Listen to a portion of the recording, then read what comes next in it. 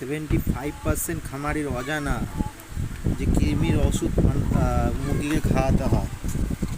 প্রবলেমটা কোথায় হয়, আমরা তো ফার্মিং করি, ঠিক আছে, কিন্তু ফার্মিংয়ের বেসিক জিনিসগুলো আমাদের জানতে হবে।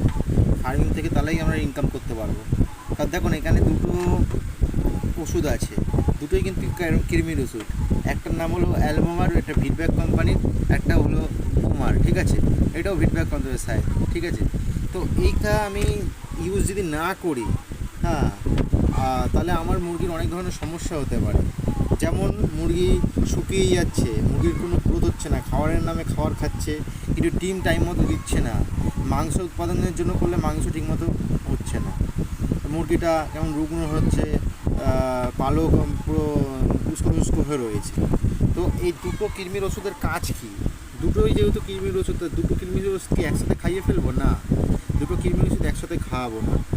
একটা যদি কৃমির ওষুধ এখন খাওয়াই, পরের আবার যখন কৃমির ওষুধ খাওয়াবো তা পরেরটা খাবো। যেমন এইটা যদি খাওয়াই অ্যালবোমার, এখন এই মাসে যদি খাওয়াই তাহলে পরের মাসে ওমার খাওয়াবো, আবার পরের মাসে যখন ওমার খাওয়াবো তারপরে আবার খাওয়াবো অ্যালবোমার। বুঝতে পেরেছেন? আশা করি বুঝতে পেরেছেন। কোনো যদি প্রবলেম হয় বুঝতে, তাহলে আমাকে অবশ্যই কমেন্ট করুন, আপনাকে দেখে নেক্সট ভিডিওতে আরও ডিটেলসে জানাবো। Thank you.